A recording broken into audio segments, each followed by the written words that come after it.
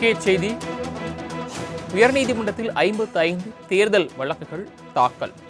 முதலமைச்சர் விஜய், எதிர்க்கட்சி தலைவர் உதயநிதி, அமைச்சர்கள் உள்ளிட்டோர் வெற்றியை எதிர்த்து வழக்குகள் தாக்கல் செய்யப்பட்டுள்ளன. அந்த வகையில் இது தொடர்பாக 55 தேர்தல் வழக்குகள் தாக்கல் செய்யப்பட்டுள்ளன. கூடுதல் விவரங்களை செய்தியாளர் கிருஷ்ணமூர்த்தி வழங்க கேட்கலாம். கிருஷ்ணமூர்த்தி, இந்த வழக்கு தொடர்பான விவரங்கள் எப்போது விசாரணைக்கு வரவிருக்கிறது? விவரங்கள். வணக்கம். மக்கள் பிரதிநிதித்துவ சட்டப்படி எம்எல்ஏக்கள், எம்பிக்கள் வெற்றி எதிர்த்து உயர்நீதிமன்றங்களில் தேர்தல் வழக்குகள் தாக்கல் செய்யப்படுகின்றன. தேர்தல் முடிவுகள் வெளியான 45 நாட்களுக்குள் இந்த வழக்குகளை தாக்கல் செய்யலாம். நடந்து முடிந்த தமிழகம் மற்றும் புதுச்சேரி மாநில சட்டமன்ற தேர்தலில் எம்எல்ஏக்களாக வெற்றி பெற்றவர்களுக்கு எதிராக தேர்தல் வழக்குகள் தாக்கல் செய்வதற்கான காலக்கெடு ஜூன் 18ஆம் தேதியுடன் முடிவடைந்திருக்கிறது. இரு மாநிலங்களுக்கும் சேர்த்து மொத்தம் 55 தேர்தல் வழக்குகள் சென்னை உயர்நீதிமன்றத்தில் தற்போது வரை தாக்கல் செய்யப்பட்டிருக்கிறது.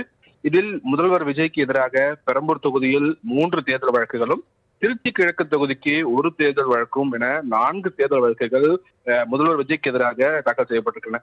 இதேபோல் சேப்பாக்க தொகுதி திமுக எம்எல்ஏவும் எதிர்க்கட்சி தலைவருமான உதயநிதி ஸ்டாலினுக்கு எதிராகவும் ஒரு வழக்கும் தேர்தல் வழக்கானது தாக்கல் செய்யப்பட்டிருக்கிறது.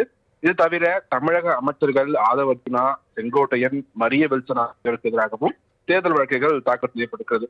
தேர்தலில் தோல்வியடைந்த முன்னாள் அமைச்சர் அன்பில் மகேஷ், ஒரு வாக்கு வித்தியாசத்தில் தோல்வியடைந்த முன்னாள் அமைச்சர் பெரிய கருப்பன் ஆகியோரும் தாவேகா எம்எல்ஏக்கள் வெற்றி பெற்றதற்கு தேர்தல் வழக்குகளை சென்னை உயர்நீதிமன்றத்தில் தாக்கல் செய்திருக்கிறார்கள்.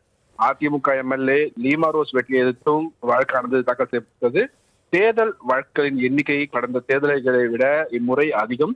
2021ஆம் ஆண்டில் 13 தேர்தல் வழக்குகளும், 2016ஆம் ஆண்டு 23 வழக்குகளும், 2011ஆம் ஆண்டு 12 வழக்குகளும் தாக்கல் செய்யப்பட்டிருந்தன என்பது குறிப்பிடத்தக்கது. இந்த வழக்குகள் எழுதப்பட்ட பின் தலைமை நீதிபதிக்கு அனுப்பி வைக்கப்பட்ட பிறகு அவற்றை விசாரிப்பதற்கான நீதிபதிகள் தனியாக நியமிக்கப்படுவார் என்றும் எதிர்பார்க்கப்படுகிறது. சரவணன், தாங்கள் வழங்கிய தகவல்களுக்கு நன்றி கிருஷ்ணமூர்த்தி.